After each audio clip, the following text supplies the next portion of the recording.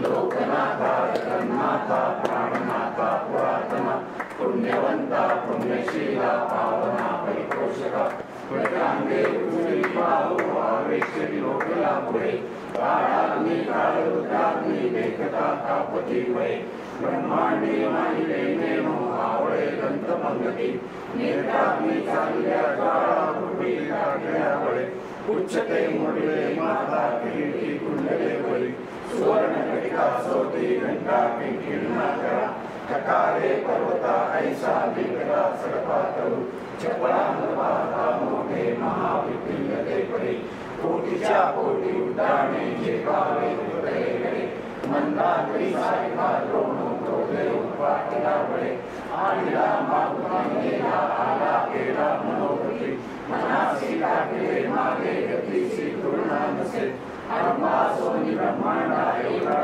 उदासे तयासी तुलना कैसी ब्रह्मांडा पाहते ब्रह्मांडा कोटी वेळा वनस्पती शिवमंडळा वाढता वाढता वाढे वेदने शिवमंडळा धनधान्य पशुरुधी गुरुत्व समस्वेनी पावती रूपविद्यादी स्तोत्र पाठे करुणिया भूत प्रेत संबंधादी रोग व्याधी समस्ते नासकी तुटती चिंता आनंदे भीमदर्शने एकरा बंधरा शोभी लाभली शोभली वळे दृढदेव निसंदेव संख्या चंद्रकळावणे रामदासी अग्रगण्यो कविकुळासी मंडळू रामरूपी अंतरात्मा दर्शने दोषनास्ति इति श्रीरामदास संतोषकरसम श्री हरे जय बजरंग बली की जय मनोजवं मानसुदेवी गन्धते प्रियं बुद्धिमता वरिष्ठवाता मुजवा नरेन्द्र मुख्यं श्री राम नारळ बिरळ फोडा की नारळ पुढे नारळ नारळ फोडा नारळ फोडा मी काढली पिके हे पिके मी काढली हां ठीक आहे एनडीए 400 पार नाही एनडीए 400 पार जाऊ दे असं म्हणजे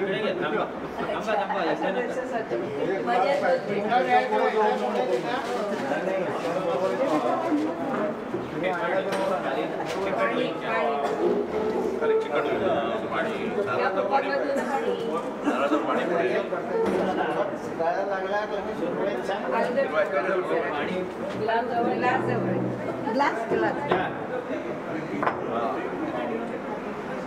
ते चाफ्याचं फुल वाव चौथीने स्पेशल आणलेलं आहे चाफ्याचं मी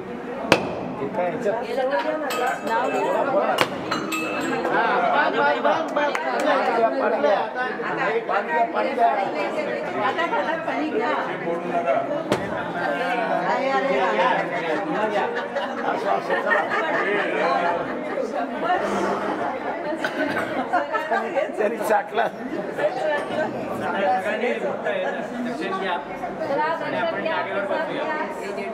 तुला आहेत का अजून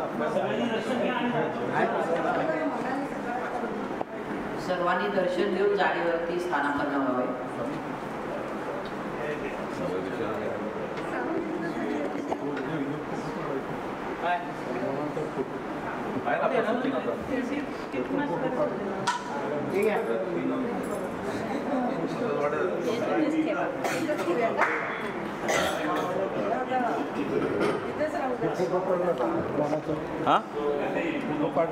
बसलेल्या मंडळीचं दर्शन घेऊन आलंय मला वाटतं.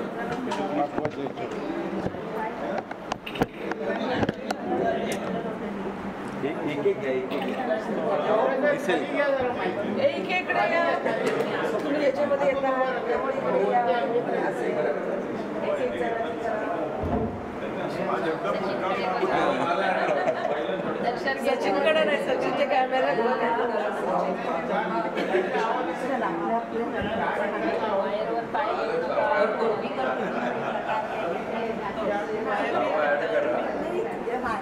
मैं दुबई में भी नहीं हूँ, मैं कतार में ही हॅलो चालू आहे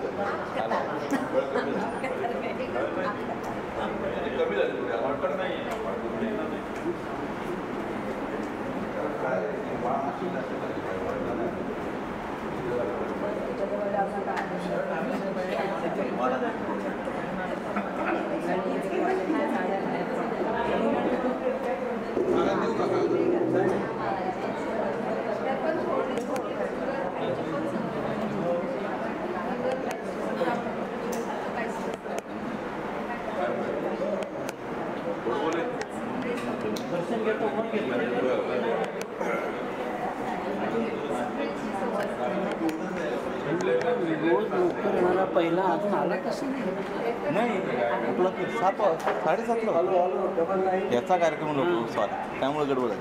मी काय समजलं कारण सरांनी येताना 7:30 वाजता काय मी म्हणलं असं होत नाही कधी म्हणलं. मी ते 7:30 राहील होती. मी आपलं निवारण सगळं व्यवस्थित आवडत 6:30 वाजता राहिले होते. थोडंसं 7 वाजेपर्यंत कोणी येणार नाही ना. 7 वाजता बरोबर येतील म्हटलं 7:30ला म्हणजे मी 7:30ला आलो. काय माहिती हे क्लासला न येण्याचा परिणाम आहे. कळलं का? रोज इथे वेळेवर आला असता तर क्लासला तर तुला कळलं असतं 6:45ला यायचं. हाँ आपकी तो हमारा 55 नंबर आपके लिए हमने कहीं आलू नाश्ता भी किया उसे ना हाँ कहीं ना ओके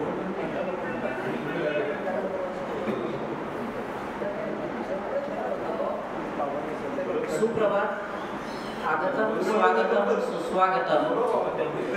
प्रथम मी मान्यवरांना स्टेजवरती विराजमान होण्याची विनंती करतो.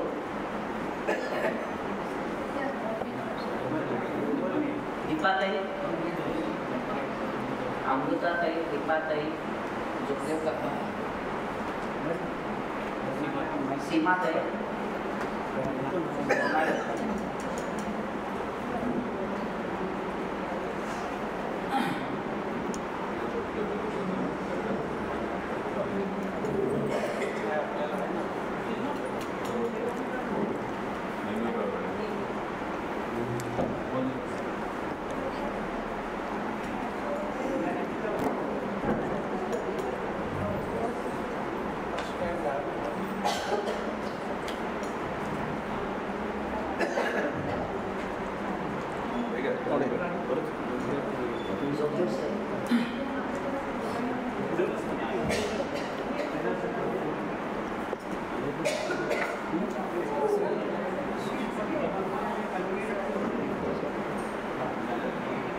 आता पंखे लावायला हरकत नाही मला वाटतं.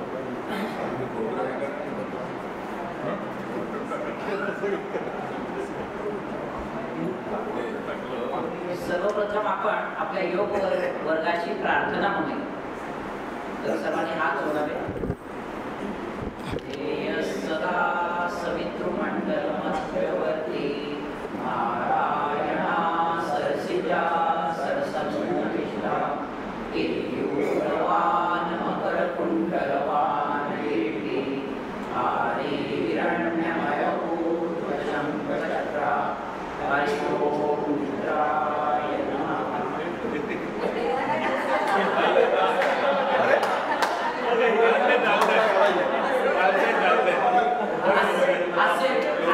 हनुमान जयंतीची सुरुवात आपण हास्ययोगाने केलेली आहे. आज हनुमान जयंती म्हणजे आपला योग वर्गाचा वर्धापन दिवस आहे. 31 मार्च 2010 साली हनुमान जयंतीच्या दिवशी आपल्या योग वर्गाची स्थापना आपले आदरणीय काळुसकर सर, अखिल भारतीय मराठा शिक्षण परिषदेचे अध्यक्ष कैलासवासी उत्तमराव पाटील, बाकी पदाधिकारी आणि बाबर साहेब यांच्या पुढाकाराने झाली. कदाचित मारुती जसे चिरंजीव आहे तसं आमचा योगवर्गही चिरंजीव राहो अशीच या मान्यवरांची इच्छा असेल, संकल्पना असेल. गेली 14 वर्ष अत्यंत उत्तम प्रकारे आमचे योगवर्ग चालू आहे. श्री जोगदेव काका, गोडबोले काका, भारतीताई, धनंजय बावगे हे अप्रतिम पद्धतीने आमच्या योगात चालू येत असतात. एक योगार्थी म्हणून मी अनुभवलेला क्लास म्हणजे इथे युनिटी इन डायव्हर्सिटी आहे. म्हणजे आमच्या योगार्थीमध्ये डॉक्टर्स आहेत, वकील आहेत, नामवंत शेतकरी आहेत, व्यावसायिक आहेत, बँकर्स आहेत, लॉयर्स आहेत, चित्रपट प्रोड्युसर्स आहेत, इंडस्ट्रियलिस्ट आहेत आणि त्याचबरोबर इथे योगा करून इतर ठिकाणी क्लास घेणारे योगार्थी पण आमच्याकडे आहेत आणि कवी पण आमच्याकडे. असे सगळ्या प्रकारचे योगार्थी पण तर आहेत. असे सर्व म्हणजे की डायव्हर्सिटी एका ठिकाणी आलेली क्लास म्हणजे हा आमचा योग. त्याच्यानंतर आमच्या योगवर्गाचे ॲव्हरेज वय साधारणतः 55 ते 60च्या दरम्यान. प्रत्येक योगार्थीचा आम्ही वाढदिवस इथे हॅपी बर्थडे न म्हणता सुदिनाम सुदिनाम जन्मदिनाम या संस्कृत श्लोकातून आशीर्वाद देऊन टाळ्या वाजून आम्ही सगळ्यांचं स्वागत बर्थडेचं अत्यंत सुंदर पद्धतीने आमचा योगा क्लास सध्या जोरात जोमाने चालू आहे. आणि आम्ही प्रत्येक सीझनमध्ये एक ट्रिप आयोजित करतो. प्रत्येक सीझनमध्ये आमच्या योगा क्लासची सहल पण आयोजित केली जाते. त्याच्यानंतर इथे दररोज नियमितप्रमाणे योगासने चालू असतात. योगासने इथे नियमितप्रमाणे चालू असतात आणि श्वसनाचे व्यायाम असतील, सूर्यनमस्कार असतील, कठीण योगासने नटराजासन असेल किंवा मयूरासन असेल, अशा टाईपचे कठीण योगासने पण आम्ही इथे नित्यनियमाने करत असतो. अत्यंत सुंदर पद्धतीने इथे योगा क्लास आयोजित केला जातो. त्याच्यानंतर आमच्याकडे धार्मिक, वैज्ञानिक, सामाजिक, ऐतिहासिक इत्यादी विषयावरती मान्यवरांची व्याख्याने आयोजित केली जातात. अगदी उदाहरण घेऊन सांगायचं म्हणालं तर आपल्याला इथे आपले बाबासाहेब पुरंदरेंचं व्याख्यान झालेलं आहे, सुधीर गाडगिळांचं व्याख्यान झालेलं आहे, दाजी काका गाडगिळांचे व्याख्यान झालेले आहेत. असे सर्व मान्यवरांची इथे व्याख्यानं आयोजित करण्यात येतात. त्याचप्रमाणे जसे नरेंद्र मोदी साहेबांनी योगा क्लासचं महत्त्व आंतरराष्ट्रीय स्तरावरती नेलं, त्याच पद्धतीने आमच्या योग भगिनी गोडबोले ताई आणि भारती ताई यांनी योगा क्लासला आंतरराष्ट्रीय योगा कॉम्पिटिशनमध्ये मलेशिया येथे झालेल्या भाग घेऊन गोल्ड आणि सिल्वर मेडल मिळवलेलं आहे. म्हणजे आमच्या योगा क्लासचा आटकेपार झेंडा आमच्या 2 योगा भगिनीने लावलेला आहे. असा हा आमचा सुंदर योगा क्लास आहे. हा आमचा योगा क्लास हा फक्त योगापुरता मर्यादित न राहिलेला असून ही एक आमचं फॅमिली कुटुंब झाले. असा हा सुंदर असा आमचा योगा क्लास आहे. तर एवढे बोलून माझे 2 विचार योगा क्लासबद्दल थांबवतो आणि आता मी आमच्या अमृताताई यांना विनंती करतो की त्यांनी प्रथम मी आपल्या भगिनी सीमाताई यांना विनंती करतो की त्यांनी आजच्या अतिथी दीपाताई भंडारे यांचा परिचय करून द्या.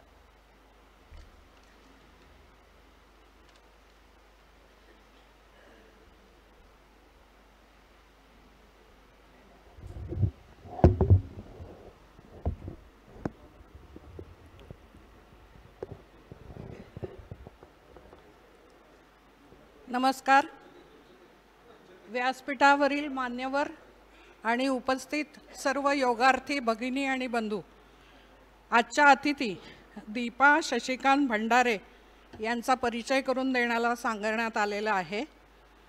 यांचा व्यवसाय आहे मुक्त पत्रकार, आकाशवाणी वृत्तनिवेदिका, गायिका आणि रामदासी कीर्तनकार.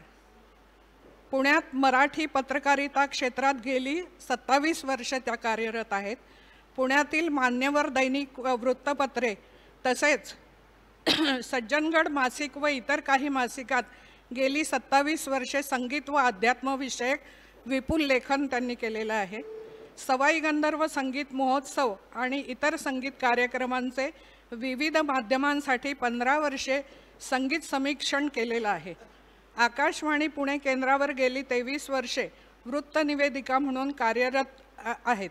स्टोरीटेल ॲपसाठी अनेक ऑडिओ बुक्सचे वाचन, गेली 20 वर्ष रामदासी कीर्तनकार म्हणून महाराष्ट्र आणि महाराष्ट्राबाहेर प्रबोधनाचे कार्य, आकाशवाणी पुणे केंद्राची मान्यताप्राप्त कीर्तनकार, सज्जनगड येथील श्री समर्थांच्या समाधीस्थान व पुण्यातील श्री नारद मंदिर येथे कीर्तनकार, सज्जनगड इथल्या श्री समर्थ सेवा मंडळ संस्थेच्या सभासद आहेत. संगीताचा वारसा त्यांना त्यांच्या वडिलांकडून मिळाला आहे. शास्त्रीय गायनात संगीत अलंकार पदवी प्राप्त केलेली आहे आणि सुगम गायनाचे अनेक कार्यक्रम केलेले आहेत. राष्ट्रीय स्वयंसेवक संघाच्या विश्व संवाद केंद्राच्या पश्चिम महाराष्ट्र प्रांताच्या कार्यकारिणीची सदस्य म्हणून गेली 10 वर्ष त्या कार्यरत आहेत. महाराष्ट्र साहित्य परिषद, मराठी भाषा संवर्धन प्रतिष्ठान, देशस्थ ऋग्वेदी ब्राह्मण संस्था, स्वामी विवेकानंद युवा संस्था आदी संस्थांच्या 10 पुरस्कारांनी त्यांना सन्मानित केलेलं आहे. उज्जैन इथल्या अखिल भारतीय कीर्तन संमेलनात कीर्तन रत्न पदवी त्यांना प्राप्त झालेली आहे. धन्यवाद.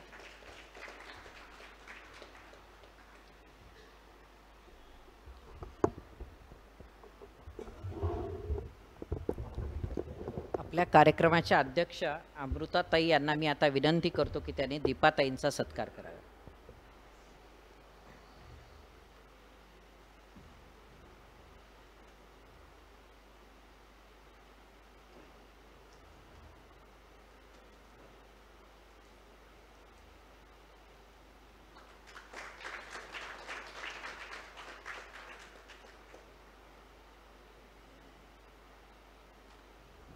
आता दीपाताईंना मी विनंती करतो की त्यांनी श्री हनुमान उपासनेचे महत्त्व या विषयावर व्याख्यान द्यावे.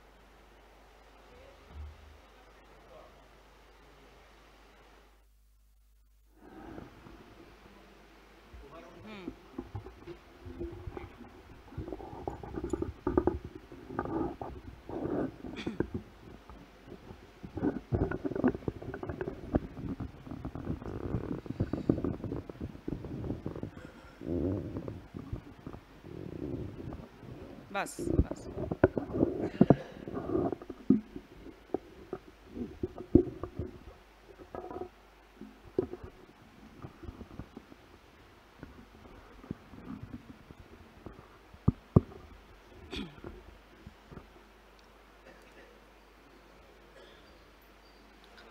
नमस्कार.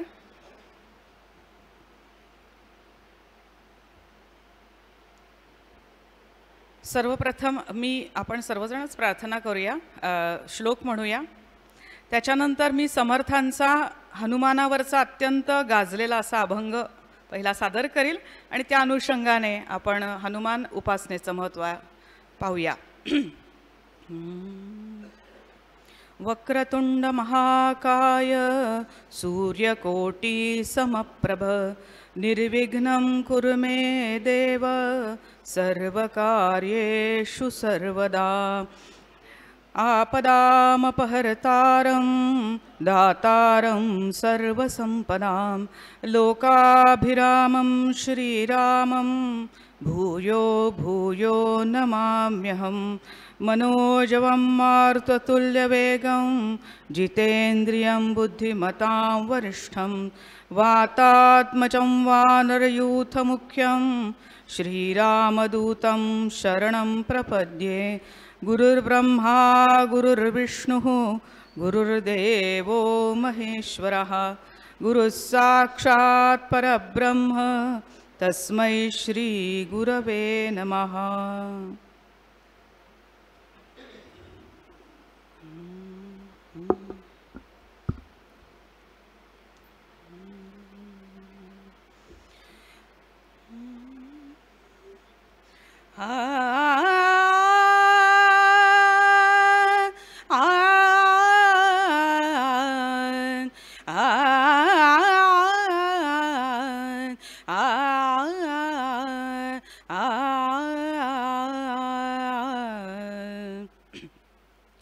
कैवारी हनुमान आमुचा कैवारी हनुमान आमुचा कैवारी हनुमान आमुचा कैवारी हनुमान आमुचा कैवारी हनुमान आमुचा कैवारी हनुमान.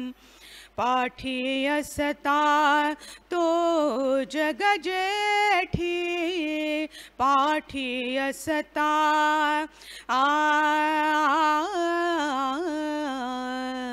पाठी असता तो जग जेठी तो जग जेठी तो जग जेठी वरकड काय गुमान वरकड काय गुमान वरकड काय गुमान कैवारी हनुमान आमुचा कैवारी हनुमान नित्य निरंतर रक्षी नाना परी नित्य निरंतर रक्षी नाना परी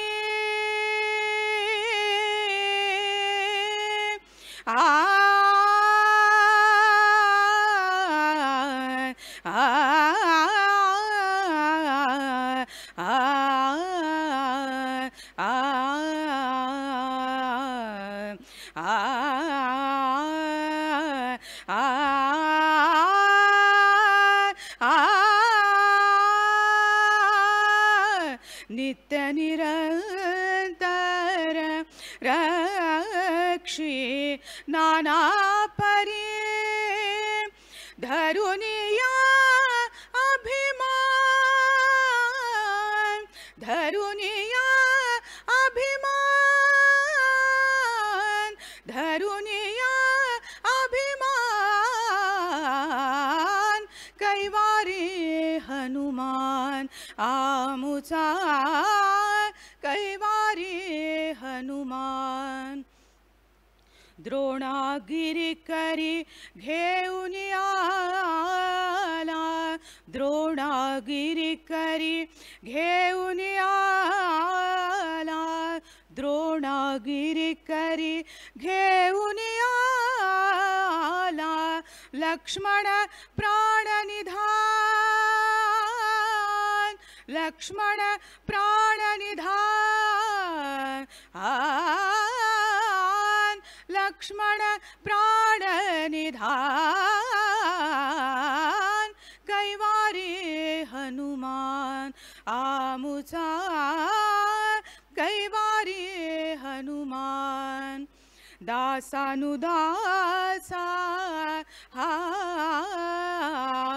भरवसा दासानुदासा दासानुदासा दासानुदासा हा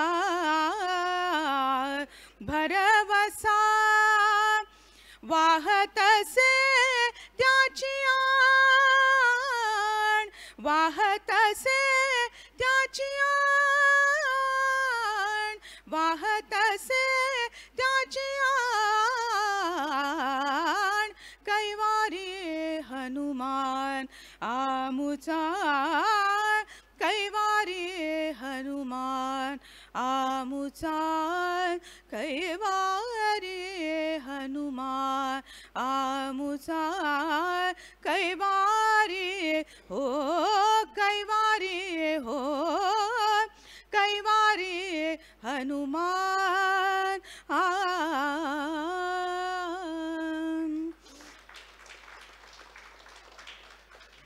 महारुद्र हनुमान की जय। सज्जनो ऐकू येत आहे थोडंच मला माझं ऐकू आज हनुमान जयंतीचा परमपावन दिवस आहे आणि ही हनुमान जयंती त्यामध्ये अजून एक विशेष असा आहे की गेल्या 500 वर्षाच्या संघर्षानंतर अयोध्येमध्ये प्रभू रामलल्लाच्या जन्मभूमीवर त्यांचं भव्य मंदिर हे झालेलं आहे आणि त्यामुळे या वर्षीच्या रामनवमीला आणि हनुमान जयंतीला विशेष असं महत्त्व आहे। आणि म्हणून या अतिशय ऐतिहासिक अशा पावन पर्व काळामध्ये आपण सगळेजण आहोत आणि आपल्याला ते डोळ्यांनी हा सर्व सोहळा आणि हे दिवस पाहायला मिळतात. हे खरोखरच आपण भाग्यवान असे सगळेजण आताचे रामभक्त हनुमान भक्त म्हणले पाहिजेत.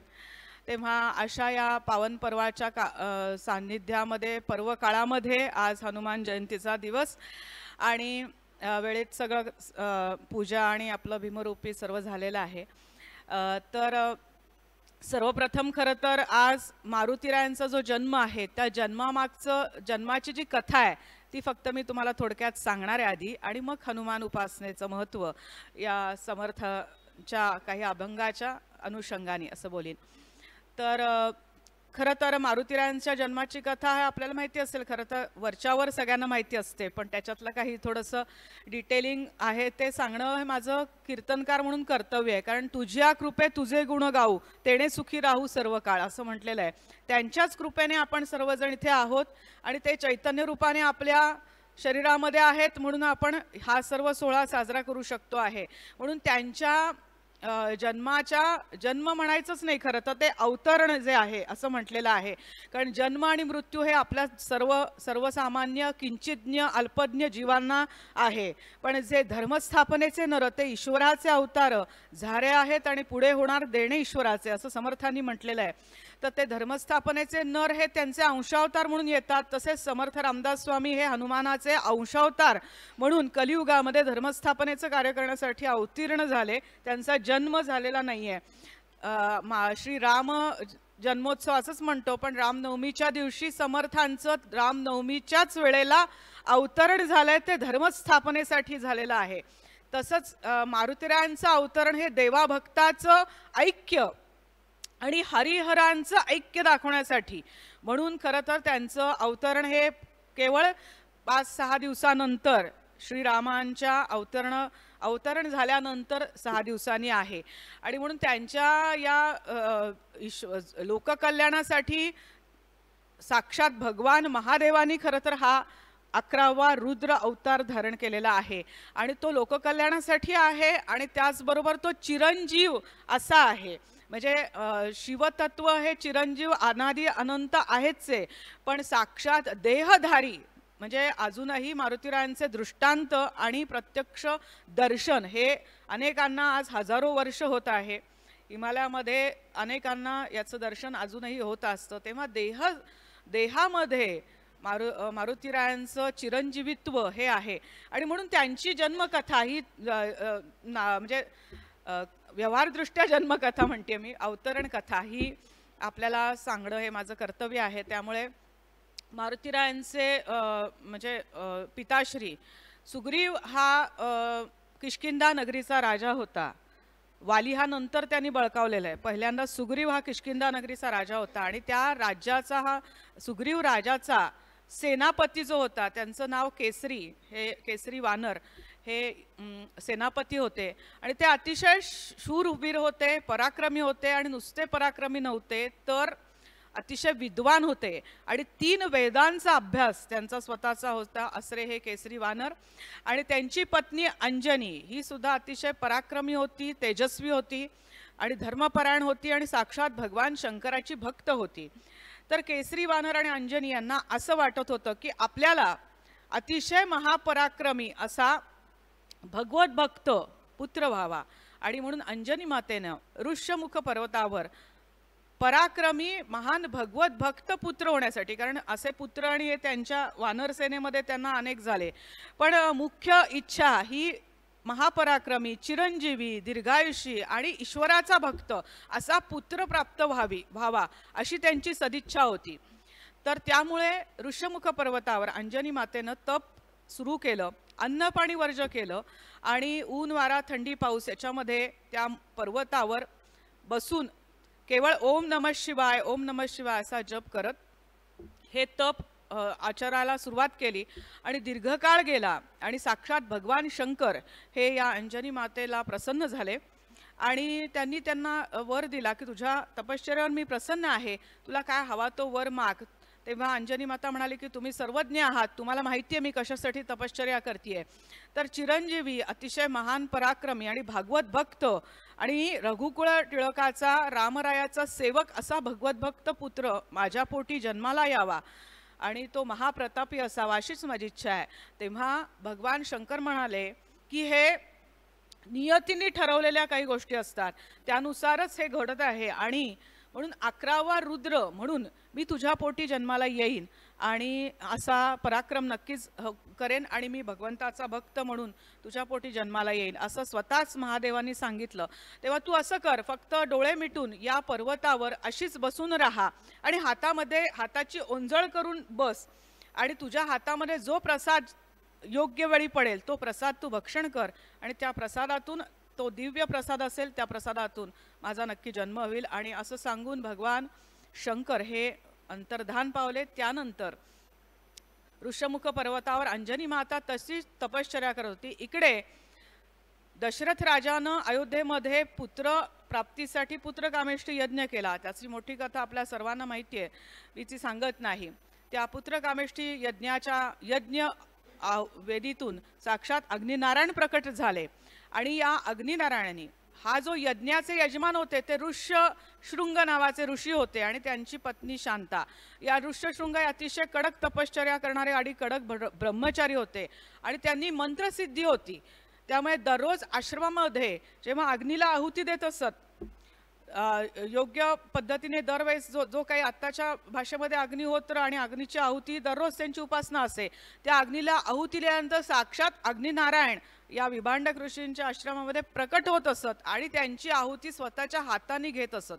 असं श्रेष्ठत्व हे ऋष्यशृंग ऋषींकडे होतं आणि म्हणून त्यांना दशरथ राजांनी मोठ्या आदराने आपल्या अयोध्येमध्ये आणलेलं होतं या पुत्रकामेष्टी यज्ञासाठी. कारण वसिष्ठांनी सांगितलं होतं की तुझं जर हा पुत्रकामेष्टी यज्ञ सिद्ध लगेच व्हायचा असेल आणि त्याच्यातनं जर प्रसाद हवा असेल तर ऋष्यशृंगाशिवाय तुम्हाला कोणी हा प्रसाद देऊ शकणार नाही. म्हणून ऋष्यशृंग त्या पुत्रकामेष्टी यज्ञाचे यजमान होते आणि देशोदेशीचे राजे महाराजे ऋषी मुनी संत वैदिक या सगळ्यांना दशरथ राजांनी बोलवलं होतं आणि अनेक दिवस हा यज्ञ चालला.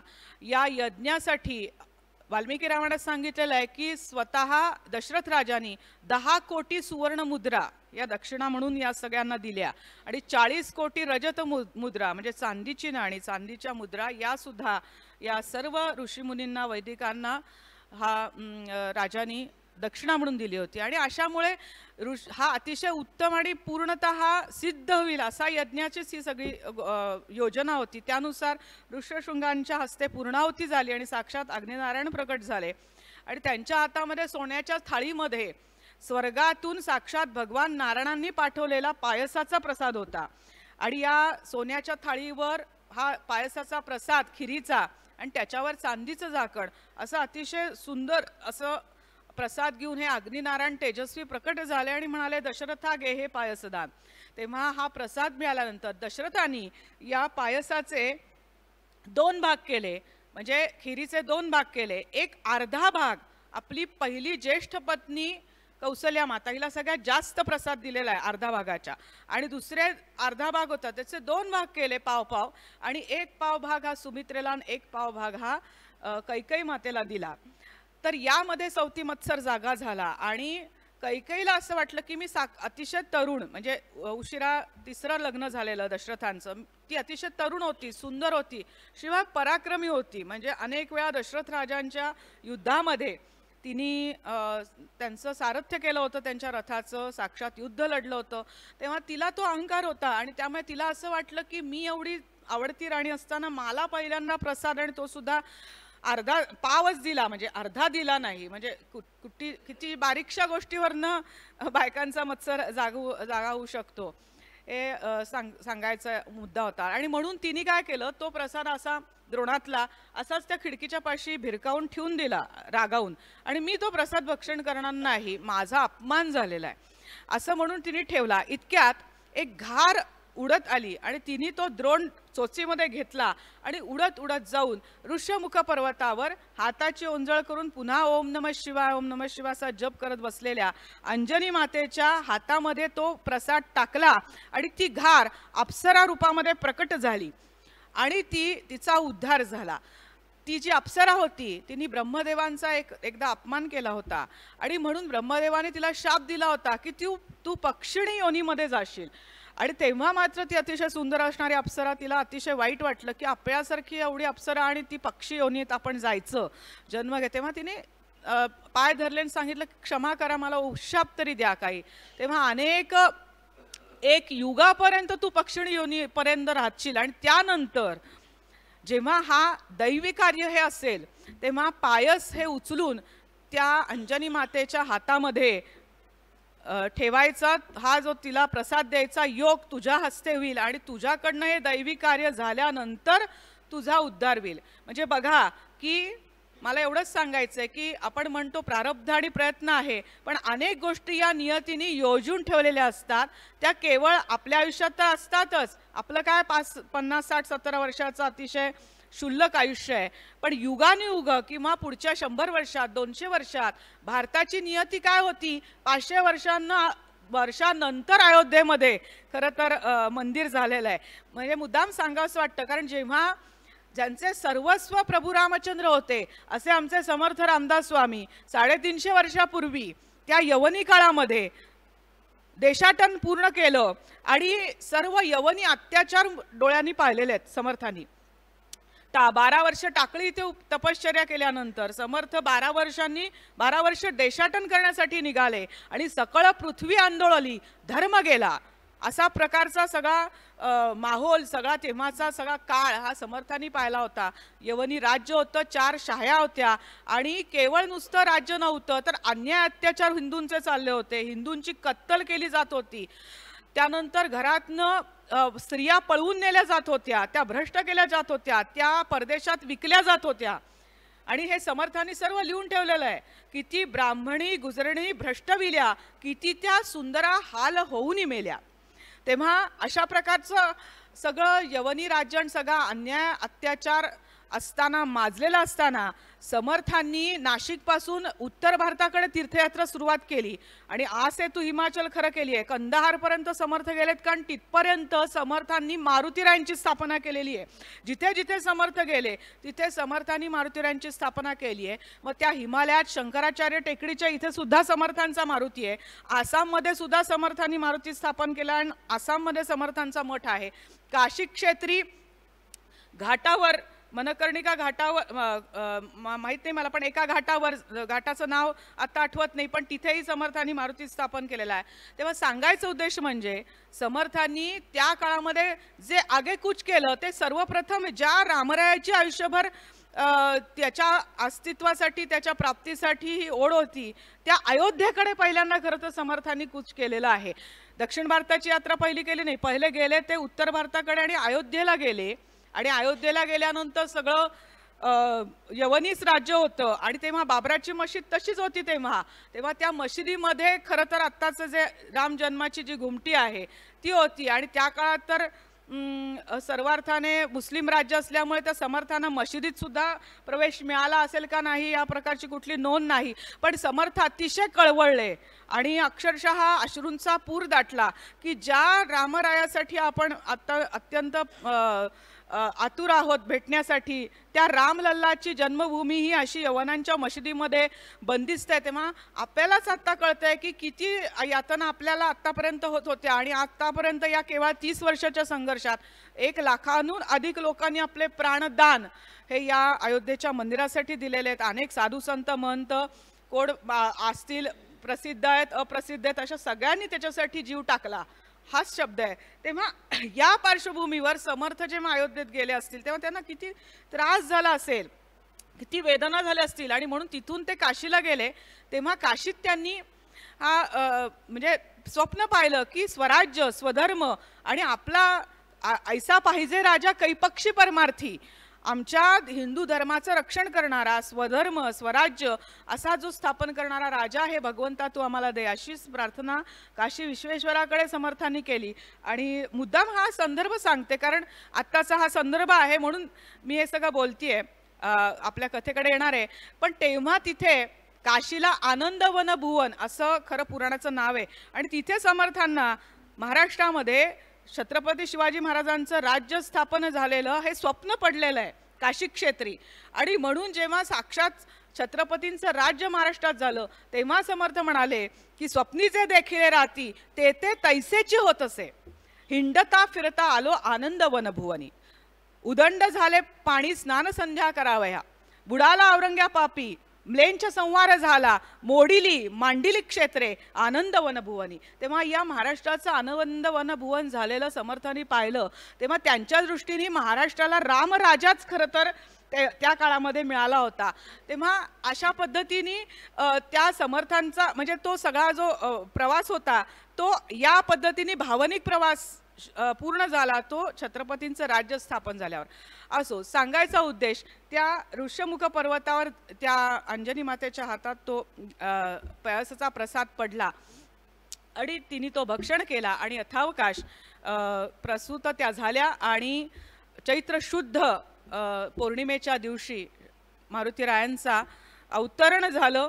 आणि खरोखरच अवतरण झालं कारण अंजनी माता इतकी तेजस्वी आणि पराक्रमी होती की असं सांगतात की जेव्हा तिला आपला हा बाल हनुमान दिसल्यानंतर तिला साहजिक मातृत्व म्हणून पान्हा फुटला आणि तिच्या स्तनामधून जी पहिली दुधाची धार तिने जोरात सोडली ती समोरचा पर्वत भेदून गेला, इतकं तेज तिच्या दुधामध्ये होतं. आणि ते दूध पिऊन हे मारुतीराय जे जन्माला आले ते तेजस्वी म्हणूनच जन्माला, ते लहान बाळासारखे खरं रडण्यासाठी आलेच नाही. आणि समोर हा सूर्याचा लाल गोळा दिसला आणि त्या वानर स्वभावानुसार त्यांना वाटलं ते फळ आहे आणि म्हणून त्यांनी लगेचच उड्डाण केलं आणि ते फळ खाण्यासाठी गेले. इतक्यात राहू केतू हे खरं तर सूर्याला नेहमी ग्रासतात, आपण म्हणतो ग्रहण असतं. आणि राहू केतूंना वाटलं की सूर्य हा आमचा भक्ष्य आहे, तेव्हा हा मध्ये हे बालमरकट कुठे मध्येच आलं. तेव्हा राहू केतू या मारुतीरायांच्या अंगावर धावून गेले. तेव्हा मारुतीरायांनी केवळ शेपटीच्या, आता ते 11वा रुद्र म्हणून आलेले आहेत, रुद्र हा लयाचा कारक आहे आपल्याला माहिती आहे, तेव्हा केवळ शेपटी मारली आणि त्या राहू केतूंना लांब फेकून दिलं मारुतीरायांनी आणि सूर्याला धरायला गेले. इतक्यात हे राहू आणि केतू दोघे जण इंद्राकडे आले आणि म्हणाले की हे सूर्यनारायणाला ग्रासाला कुठलं बालमरकट आले, त्यांना मारून टाका. तेव्हा इंद्रानी पण पाहिलं आणि आपला जो वज्र आहे तो वज्र त्या मारुतीरायांच्याकडे फेकून मारला. ते वज्र मारुतीरायांच्या हनवटीला लागलं आणि ते मूर्छित होऊन पडले, बाल मारुती जन्माला आलेले. आणि हे पाहिल्यानंतर जो केसरी सेनापती होता म्हणजे त्यांचे पिताश्री बाल हनुमानांचे, ते साक्षात वायुपुत्र आहेत ना मारुतीराय, तेव्हा ते वायू स्वरूप असल्यामुळे त्यांना अतिशय राग आला की आपल्या जन्मलेल्या मुलाला या इंद्रानी वज्रानी मारायचा प्रयत्न केला. त्यांनी सगळ्या सृष्टीतले प्राण हे आकर्षून घ्यायला सुरुवात केली. आपण सगळेजण योगाचे विद्यार्थी आहात म्हणून सांगते प्राणायामाचा जो महत्त्वाचा आहे, कारण हनुमान हे प्रत्यक्ष प्राण स्वरूप आहेत कारण ते वायुपुत्र आहेत. तेव्हा प्राण सगळे आकर्षून घ्यायला सुरुवात झाल्यानंतर मानव दानव देव सगळेच जण जीव घाबरावायला लागला, श्वास घ्यायला प्राण मिळेना, हवा मिळेना. तेव्हा सगळेजण त्राहिमाम करून ओरडायला लागल्यानंतर इंद्राला सुद्धा स्वतःला श्वास घेता येईना. तेव्हा त्यांनी केसरी नंदनाला ते सगळेजण शरण गेले देव आणि साक्षात इंद्र म्हणाले की असं करू नका, आमचं जीवन तुमच्याकडे आहे, आमचं जीवनाचं दान तुम्ही दिल्याशिवाय आम्ही जगू शकणार नाही. तेव्हा केसरी नंदनाने केसरी सेनापतींनी मग क्षमा मागितल्यानंतर त्यांनी क्षमा मागितली इंद्राने आणि सांगितलं की माझं वज्र त्यांना लागलेलं आहे बाल हनुमानांना. तेव्हा ते वज्रदेही असे होतील म्हणजे अतिशय टणक आणि कठीण देहाचे होतील, त्यांना कोणी हरवू शकणार नाही. आणि दुसरा वर मी असा देतो की हनुवटीलाच माझं वज्र लागल्यामुळे त्यांचं नाव हनुमान किंवा हनुमंत असं या जगामध्ये प्रसिद्ध होईल. आणि असं इंद्रानी सांगून क्षमा मागितल्यावर केसरी सेनापतींनी सगळा प्राण पुन्हा या सृष्टीमध्ये सोडला आणि मग बाल हनुमानांना घेऊन सगळेजण त्यांचं जय जयकार करत त्या केसरी सेनापती आणि अंजनी मातेकडे सगळेजण आले. अशा पद्धतीने हनुमंतरायांनी जन्मताच पराक्रम करून दाखवलेला आणि तो पराक्रम असा साधा सुद्धा नाहीये, तो सगळ्या सृष्टीचा संहारच होईल की काय अशा टोकाला नेऊन दाखवला.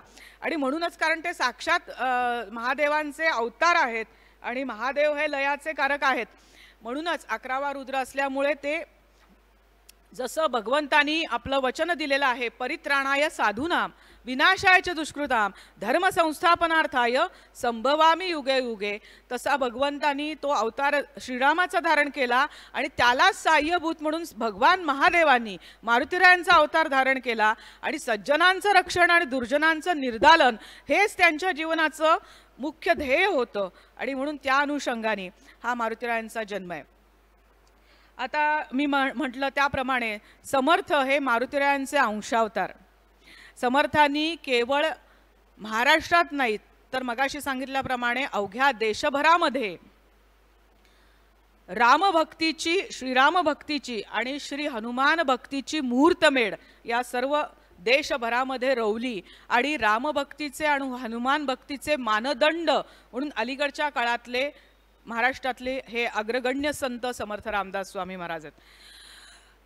दास्य भक्तीचा मानबिंदू कोणी असतील तर ते हनुमान आहेत आणि म्हणून त्या हनुमानांची शरण शरण हनुमंता आलो अंजनीच्या सुता काय भक्तीच्या त्या वाटा मज दावाव्या सुभटा अशी प्रार्थना तुकाराम महाराजांनी केलेली आहे. आणि समर्थांनी तर सतत मारुतीरायांचे सर्व अभंग त्यांचे खूप आहेत, त्यापैकी मी मगाशी म्हणला तसा कैवारी हनुमान आमुचा कैवारी हनुमान.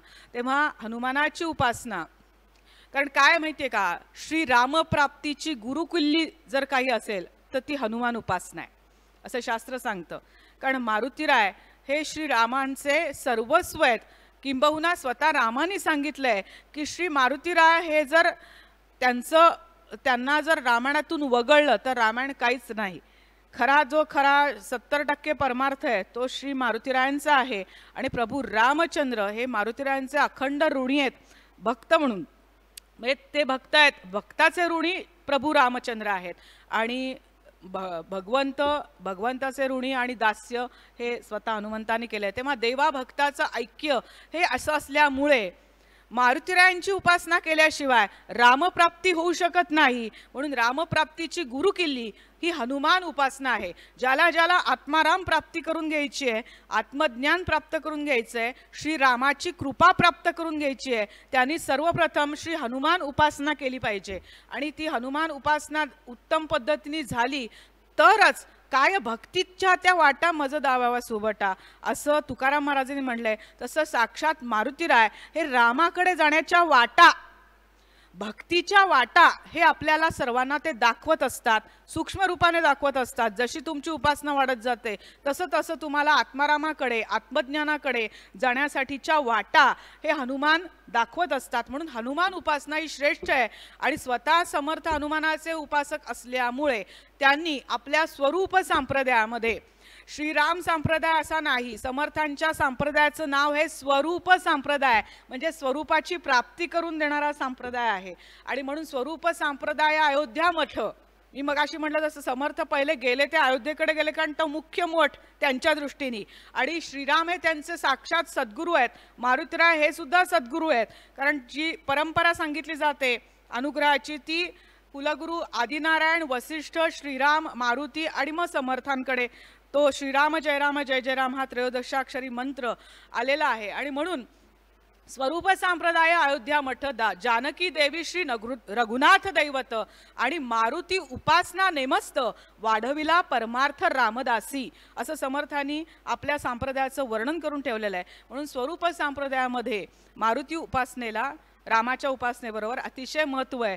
आणि म्हणून कारण रामाची श्रीरामचरित्र म्हणजे असामान्य लोकाराधन, अद्वितीय मातृपितृभक्ती, उत्कट बंधुप्रेम, अप्रतिम पतिपत्नी निष्ठा आणि अत्यंत प्रजाहित दक्ष राजा, आदर्श पुत्र, आदर्श राजा, हे सर्व जे काही आदर्श गुण आहेत ते प्रभू रामचंद्रांच्या चरित्रामध्ये आहे. आणि म्हणून भारतीय संस्कृतीमध्ये प्रभू रामचंद्र हे आपल्या संस्कृतीचे आदर्श पुरुष मानले जातात. माणसाने जीवन जगावं कसं, तर ते प्रभू रामचंद्रांसारखं जगावं. श्रीकृष्णांसारखं जीवन जगू नये. कारण श्रीकृष्णांचं जे गीतेतलं ज्ञान आहे ते ज्ञान घ्यावं, त्या ज्ञानाच्या आधारावर मानवी आदर्श जीवन जगावं, ते प्रभू रामचंद्रांसारखं जगावं असं सांगितलेलं आहे. आणि म्हणून आदर्श प्रभू रामचंद्र असल्यामुळे रामचंद्रांच्या चरित्राचं गायन आणि रामचंद्रांच्या आदर्श गुणांची भक्ती म्हणजे रामभक्ती आहे. रामांनी जे आयुष्यभर विविध मूल्य आणि आदर्श प्रस्थापित केले, त्या जीवन मूल्यांची भक्ती म्हणजे रामाची भक्ती आहे. केवळ श्रीराम जय राम जय जय राम जप करत बसणे म्हणजे रामाची भक्ती नाही आहे. रामासारखा आदर्श पती होता आला पाहिजे, रामासारखा आदर्श बंधू होता आला पाहिजे. आणि सध्याच्या काळामध्ये रामाचा केवळ फक्त बाह्य उत्सव सुरू आहे, रामासारखं जगायला कोणीच तयार नाहीये. म्हणजे अजून धाडस करून बोलते की रामराज्याची संकल्पना मांडणारे सुद्धा एकेका सीटसाठी किती दिवस लढतायत आणि किती दिवस मारामारी चालली आहे हे तुम्हाला दिसतंय. म्हणजे एके ठिकाणी एक संत अलीकडच्याच काळात म्हणाले होते टीव्हीवर की आमचे राम अतिशय साधे सरळ आणि अतिशय सुस्वभावी आणि खरं तर आदर्शच म्हणजे अतिशय सरळ मार्गी आहेत. तेव्हा या रामाची भक्ती करणारे मात्र टेड्या उंगलीचे आहेत.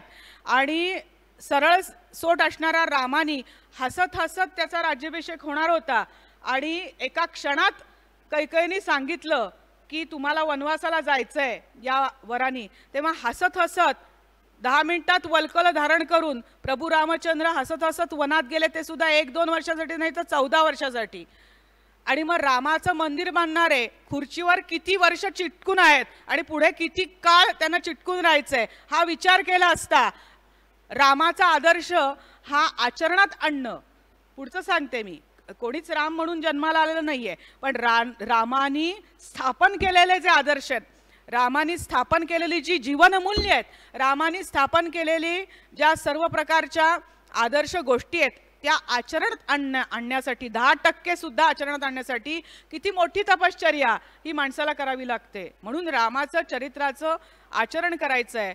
तेव्हा हा आदर्श प्रभू रामचंद्र असल्यामुळे समर्थांनी त्या काळामध्ये तिथल्या तेव्हा यवनी काळामध्ये या प्रभू रामचंद्रांचा आदर्श समाजासमोर ठेवला. आणि त्याचबरोबर श्री मारुतीरायांची उपासना सगळीकडे सुरू केली. जिथे जाईल तिथे गाव तिथे मारुती, गाव तिथे गणपती आणि पार तिथे मारुती असं म्हणलं जातं. तेव्हा प्रत्येक गावाच्या वेशीवर मारुतीरायांचं मंदिर असतंच. पण समर्थ सुद्धा पूर्ण देशाटन 12 वर्ष केलं, तेव्हा त्यांनी जाईल तिथे मारुतीरायांची स्थापना केली आणि समाजाला बलोपासनेचा पहिला मंत्र दिला.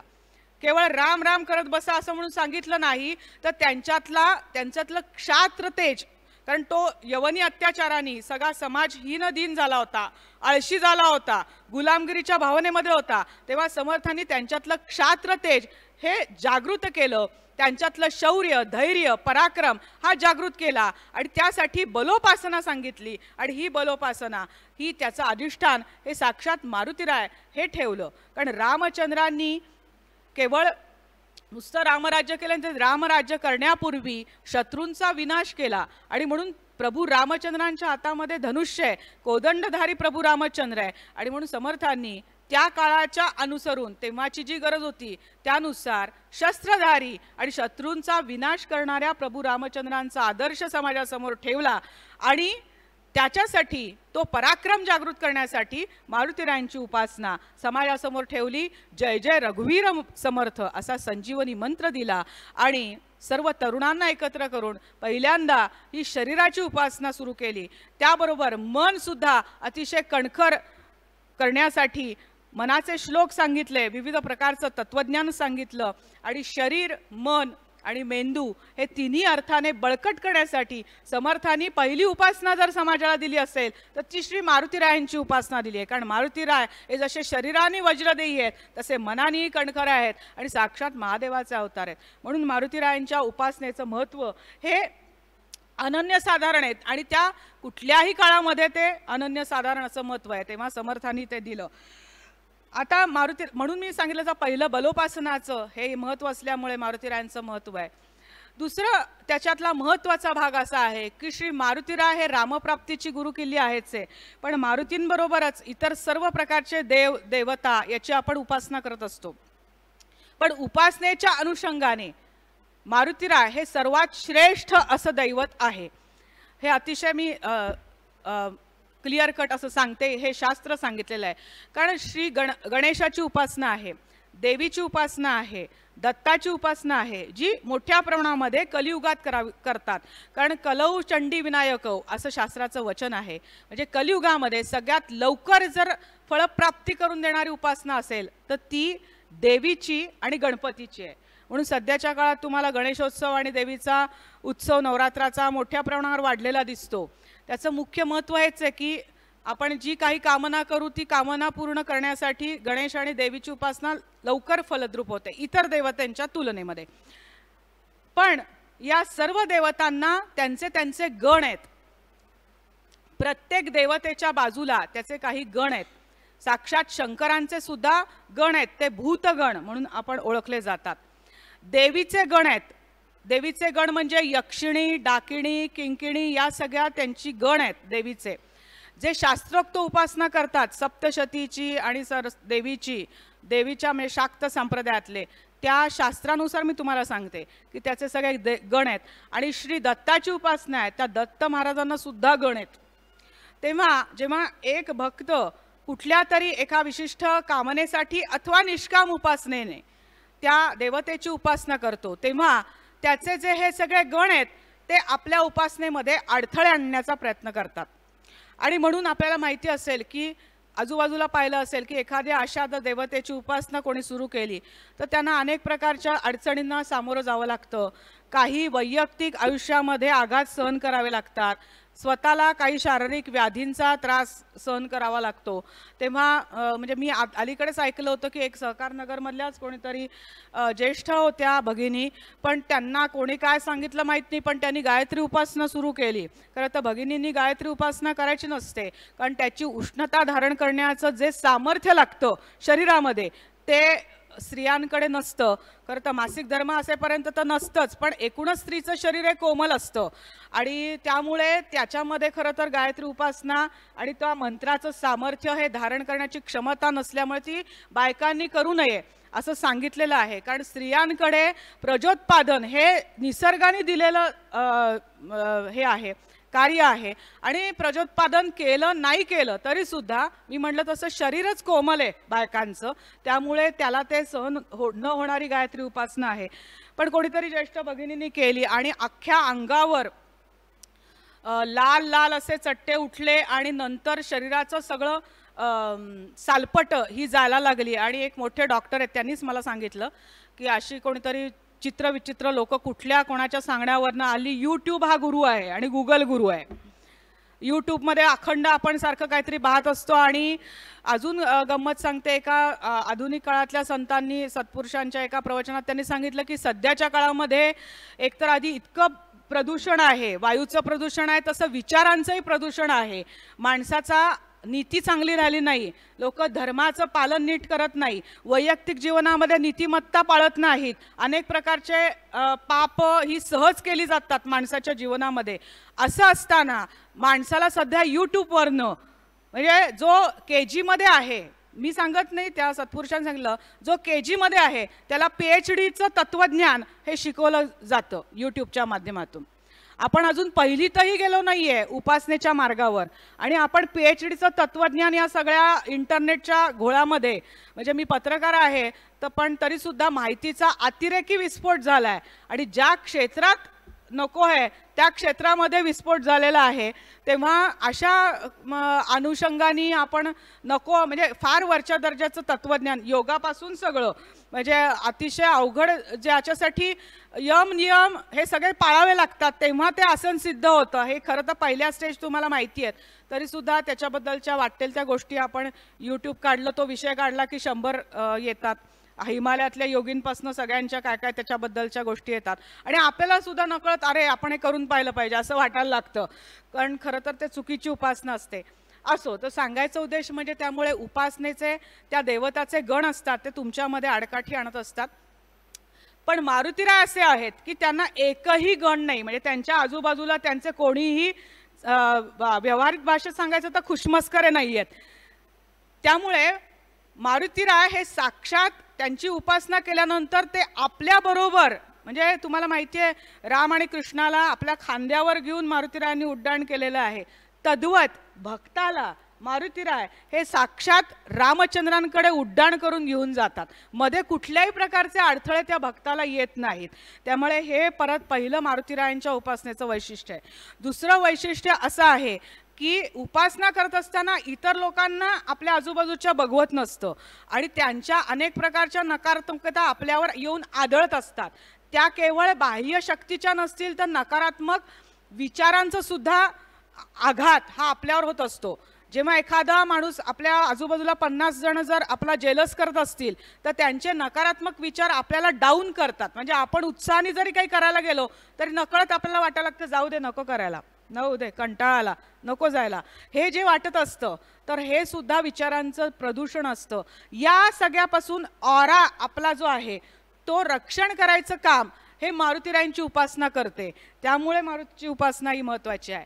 तिसरं महत्त्वाची गोष्ट म्हणजे आपण अतिशय सात्विक सरळमार्गी आणि प्रापंचिक लोक आहोत, पण याच संप्रदायामध्ये विविध देशामध्ये आपले विविध संप्रदाय आहेत आणि त्याच्यामध्ये मंत्रतंत्राचा सुद्धा संप्रदाय आहे. आणि अजूनही शाबरी मंत्र, जारण मारण, नंतर मूठ मारणे हा सगळा प्रकार हा केला जातो, ज्याचा सूक्ष्म जगतावर विश्वास आहे. अंधश्रद्धा निर्मूलनवाल्यांचा सूक्ष्म जगतावर विश्वास नाही. आपल्याला असं वाटतं की फक्त हा देह आणि दिसणारी सृष्टी हेच सत्य आहे, हेच जेवढं विचार करणारे लोक आहेत त्यांना याच्यावर विश्वास नाही. पण या व्यतिरिक्त आपल्या शरीरामध्ये लिंगदेह आहे आणि सूक्ष्म शरीर आहे आणि त्याचबरोबर जसं पिंडी ते ब्रह्मांडी तसं या ब्रह्मांडाचं एक सूक्ष्म शरीर आहे आणि या सूक्ष्म शरीराच्या मार्फत अनेक गोष्टी घडत असतात.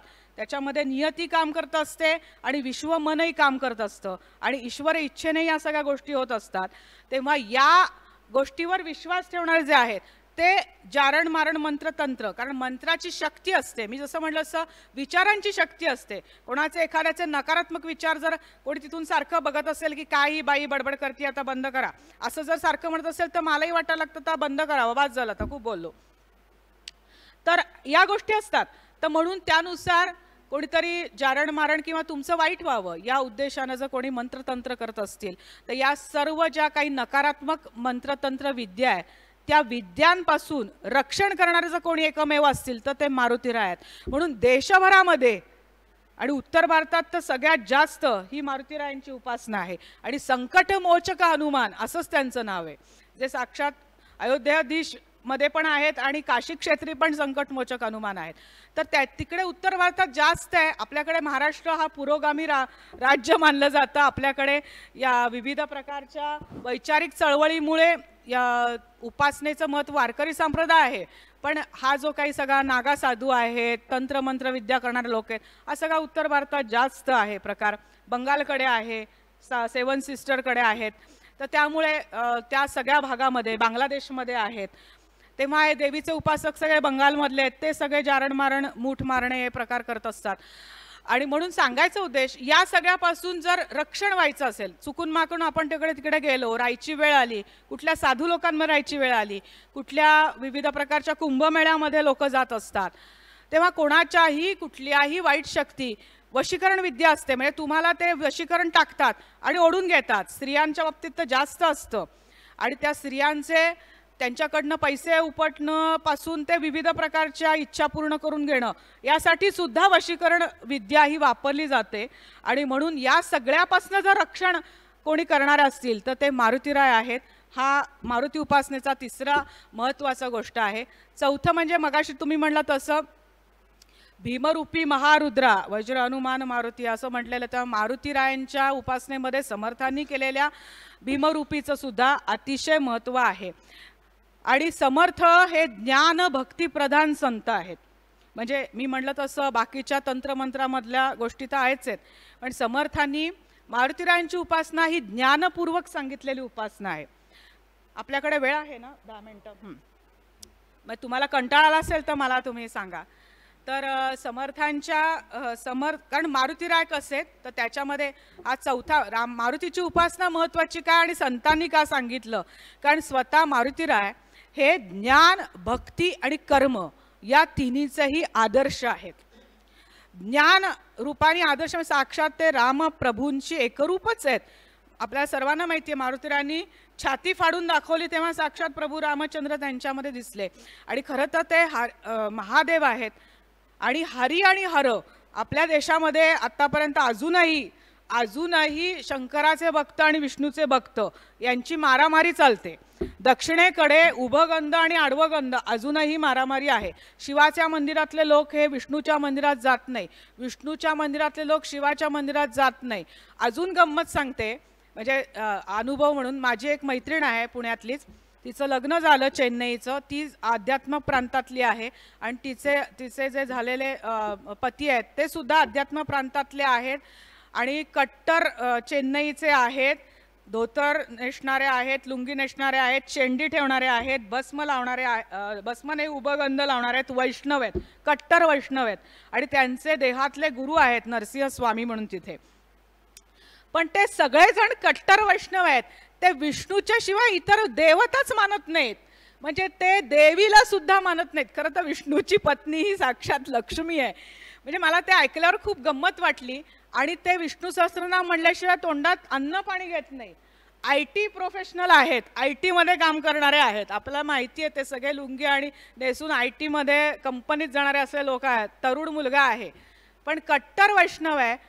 कट्टर निर्जली एकादशी करतात, म्हणजे पाणी सुद्धा पित नाही. तरुण मुलगा आहे 30 वर्षाचा, पण आणि उभंच गंध लावतात, आडवं गंध. आणि ते शिवाच्याकडे जात नाही. शिवाच्या म्हणजे चेन्नईमध्ये राहून शिव मंदिरात नाही, देवीच्या मंदिरात नाही. आम्ही इतके हसलो की आणि बरं शेवटी वेदांत सांगतात. म्हणजे सांगायचा उद्देश काय की वेदांत काय सांगतो, सर्वम खल्विदम ब्रह्म, प्रत्येक देवतेच्या अधिष्ठान चैतन्यभूत हे परब्रह्म आहे. हा वेदांत माहीत असून सांगून सुद्धा अजूनही या काळामध्ये हा प्रकार चालतो. तेव्हा सांगायचा उद्देश म्हणजे शिव आणि वैष्णव हा भेद इतके वर्ष आहे आपल्या इथे. आणि द्रविड प्रांत हा जुना प्रांत आहे. भक्ती संप्रदायाचा उदय हा तामिळनाडूमध्ये झालेला आहे असं सांगतात. भक्तीचा उदय, भक्तीचं मूळ स्थान, जन्मस्थान हे तामिळनाडू आहे देशामध्ये. तेव्हा इतकं ते हजारो वर्ष जुनं आहे. तुम्हाला माहिती आहे सगळं धर्म, भक्ती हे सगळं दक्षिणेकडे जास्त आहे. पण तरी सुद्धा हा भेद तिथे अजून आहे. तर हा भेद असू नये म्हणूनच खरं तर भगवंतानी विष्णूंनी श्रीरामाचा अवतार आणि महादेवांनी रुद्राचा 11वा रुद्र म्हणून हा की हरी आणि हर हे दोघंही एकरूप आहेत आणि यांच्यामध्ये भेद नाही हे दाखवण्यासाठी राम आणि मारुतीचा अवतार आहे खरं तर. पण असो, तर साक्षात मारुतीरायांच्या अंतःकरणामध्ये विष्णू आहेत आणि साक्षात महादेवांना हलाहल विष सगळ्या उपायांनी शांत होईना तेव्हा राम राम या 2 अक्षरी नामानी त्यांचा सगळा दाह शांत झालाय. म्हणजे त्यांनी त्याच्यातूनही दाखवून दिलेलं आहे की विष्णू आणि मी एकच आहोत. पण तरी सुद्धा अजूनही माणसं त्याच अज्ञानामध्ये. असो, सांगायचा उद्देश म्हणून हरिहरांचं एकरूपत्व हे या अवतारामध्ये आहे. म्हणून ते साक्षात शिव असल्यामुळे ते ज्ञानस्वरूपच आहेत. अख्ख्या जगाचे आद्य गुरु भगवान शंकर आहेत, त्यामुळे ते ज्ञानस्वरूप आहेत. आणि एकदा प्रभू रामचंद्रांनी मारुतीरायांना विचारलं की तू कोण आहेस. खरं तर या सगळ्या गोष्टी या जगाला ज्ञान करून देण्यासाठीच असतात या अवतारामध्ये. तसंच प्रभूंनी सांगितलं की तुझं ओळख सांग मारुती. तेव्हा मारुतींनी सांगितलं की देहबुद्ध्या तु दासोहम, जीवबुद्ध्यात वदांशकः आणि आत्मबुद्ध्या त्वमे वाहम इति मे निश्चितामतिही. म्हणजे देहाने जर तुम्ही माझी ओळख विचाराल तर मी तुमचा दास आहे. जीवाच्या रूपामध्ये तुम्ही जर माझी ओळख विचारत असाल तर तुमच्या चैतन्याचा मी अंश आहे, शिवाचा मी अंश आहे. म्हणून मी जीवबुद्ध्या तदांशकः, तुझा अंश माझ्या अंतःकरणामध्ये आहे रामाचा.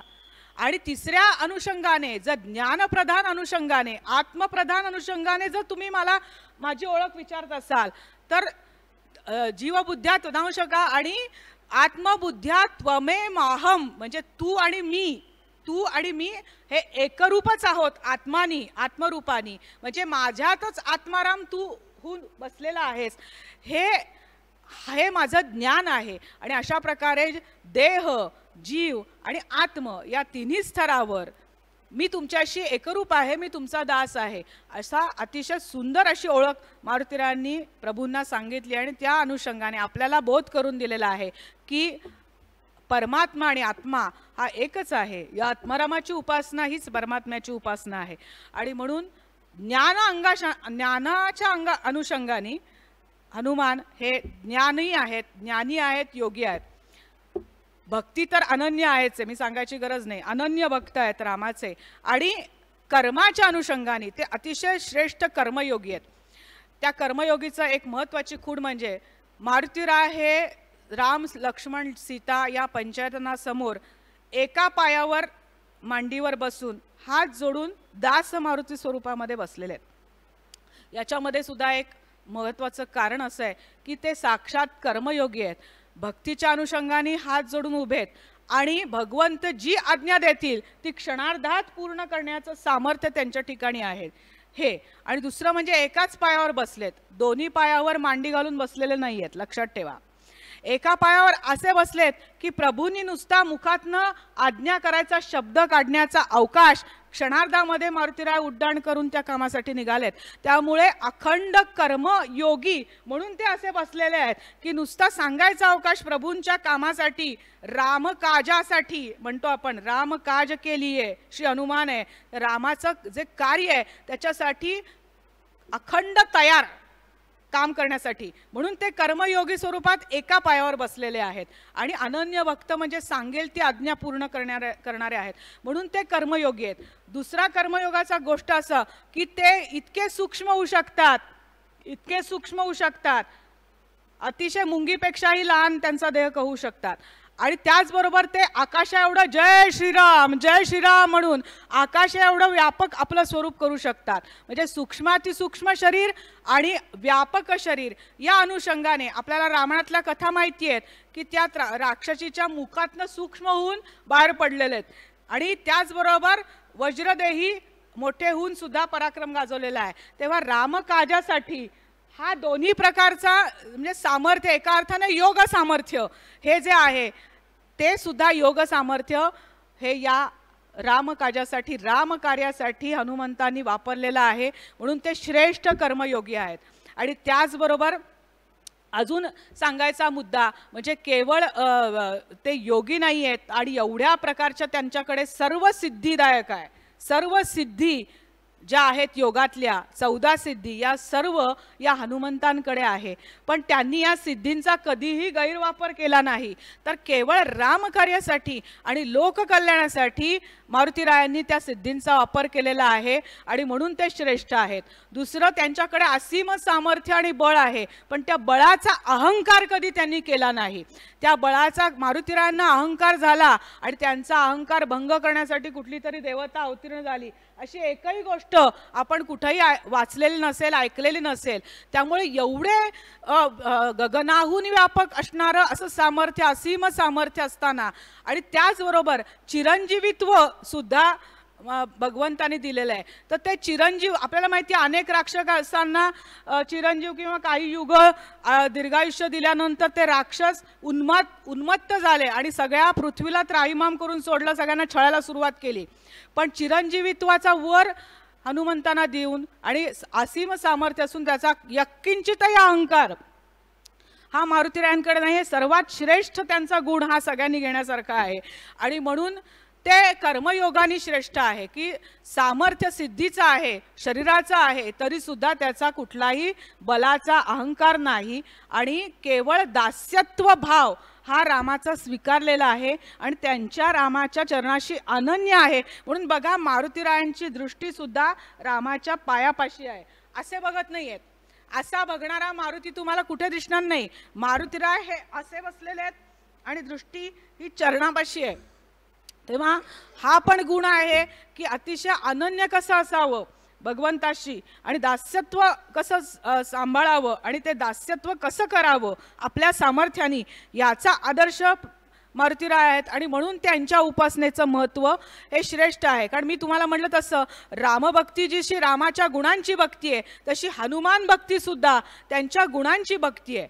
शक्ती तर मिळवायचीच आहे, पण त्यांच्यातले हे सगळे जे गुण मी सांगतेय ते गुण सुद्धा आपल्यात आले पाहिजे. आपण तर अतिशय यत्किंचित आहोत, मर्त्य आहोत आणि जीव हा जन्म मृत्यूच्या फेऱ्यात बांधलेला आहे. तेव्हा आपलं अतिशय मुंगीपेक्षाही कमी सामर्थ्य असताना आपण कुठल्याही प्रकारचा अहंकार न करता ईश्वराशी अनन्य भक्ती कशी करावी याचा आदर्श जर कोणी असतील तर ते मारुतीराय आहेत. आणि त्यांच्या उपासनेने हा आदर्श आपल्यात निर्माण झाला पाहिजे, हा आहे. आणि सगळ्यात शेवटचा आता मुद्दा सांगते की हनुमंत हे शरीरातल्या म्हणजे हा आता शरीराकडे आलेला आणि अध्यात्मातला सूक्ष्म भाग सांगतेय की शरीराच्या दृष्टीने हनुमान हे या शरीराचे प्राण आहेत. हनुमान या शरीरातले श्वास आहेत. हां, आणि ज्यांनी श्वास जिंकला, ज्यांनी प्राण जिंकला प्राणायामाने, त्यांनी सर्व काही जिंकलं, आपल्याला सांगायची गरज नाही. तेव्हा अंतरिक्षामध्ये म्हणजे या चिदाकाशामध्ये जाण्याचं सामर्थ्य कशात असेल तर ते केवळ प्राणशक्तीमध्ये आणि श्वासाच्या शक्तीमध्ये आहे. समर्थांचा याबाबतचा एक अभंग आहे, मुख्य प्राणासी पूजिले. अतिशय सूक्ष्म आहे, मी हे जे सांगतेय ते लक्षात ठेवा. मुख्य प्राणासी पूजिले आणि रामदर्शन घडले. तुम्ही पहा हो हा मारुती जो राम भक्तांचा सारथी. सारथी म्हणजे श्वास, हा श्वासामार्फतच चिदाकाशामध्ये लय आहे. तेव्हा तुम्ही पहा हो मारुती राम भक्तांचा सारथी, हा अंजनी देव नंदन रामदासी केले ध्यान. 3 ओळीचा अभंग आहे.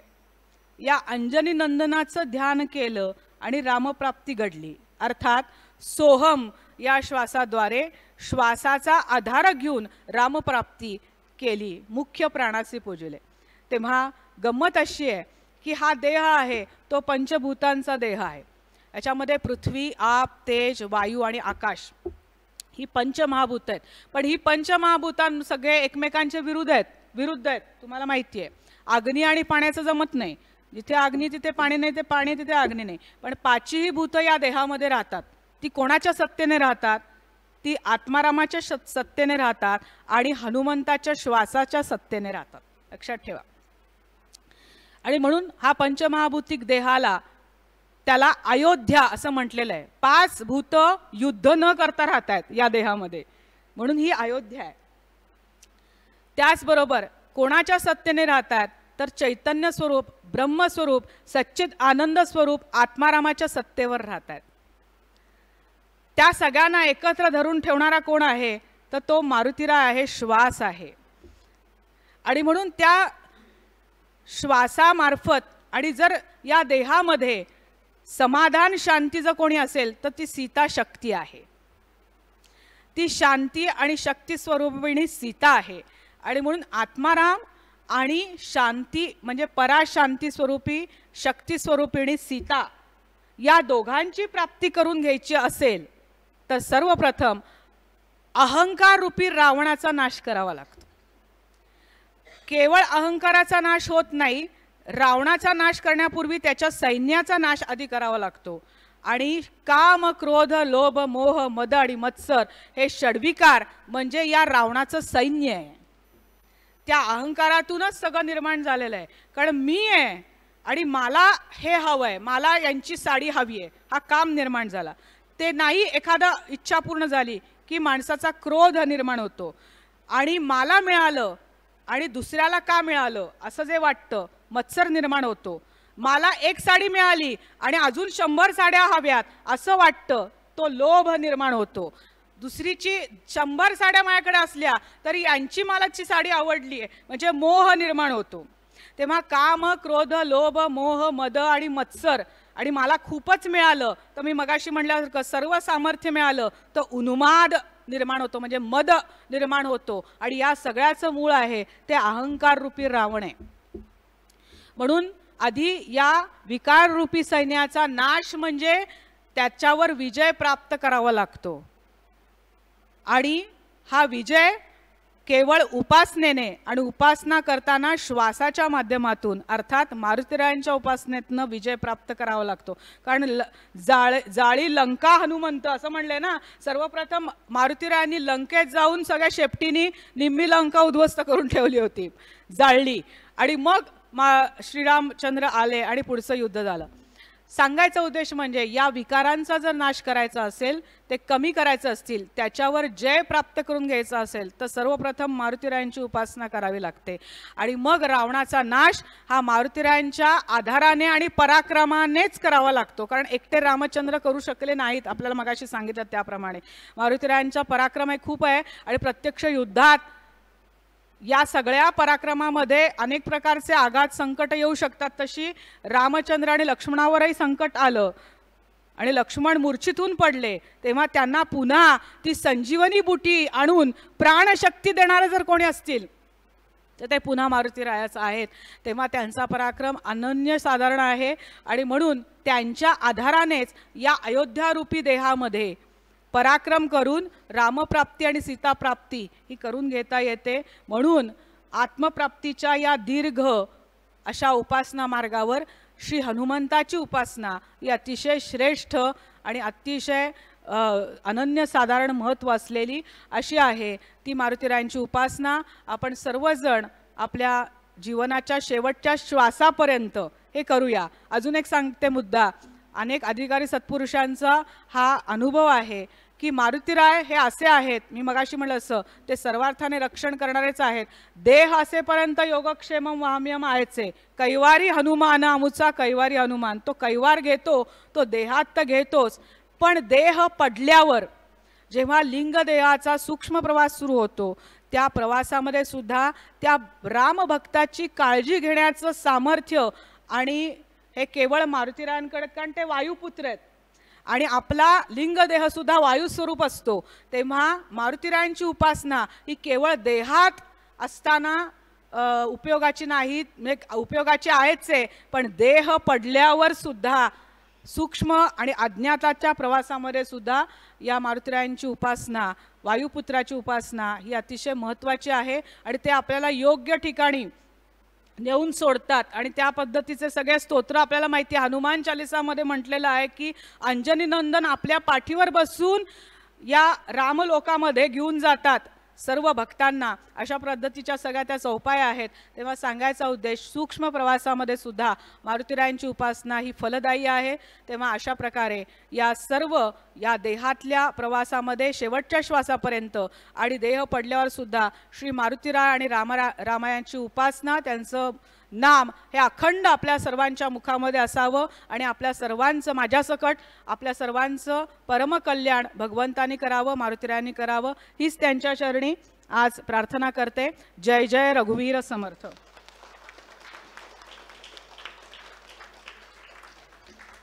महारुद्र हनुमान की, राजाधिराज प्रभु रामचंद्र भगवान की, सद्गुरु समर्थ रामदास स्वामी महाराज की. जय जय रघुवीर समर्थ.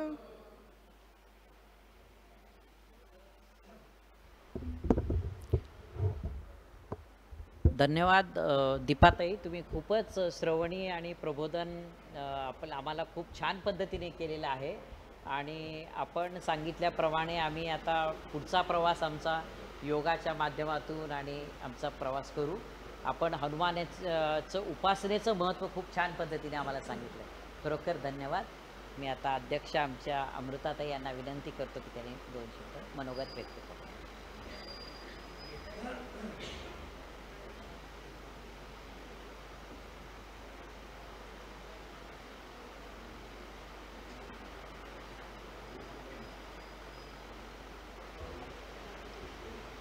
आजच्या आपल्या प्रमुख वक्त्या आणि माझ्या सर्व बंधू भगिनींनो, सर्वांना माझा नमस्कार.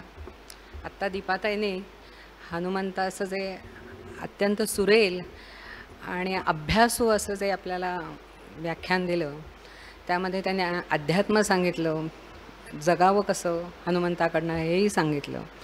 तर आत्ता मी फक्त एक 5 मिनटं बोलू का हनुमानावर? चालणार आहे का? हां, म्हणजे मला जो हनुमान भावला किंवा त्याच्यातल्या जे गुण मला भावले ते फक्त मी अगदी 5 मिनिटात तुम्हाला सांगते.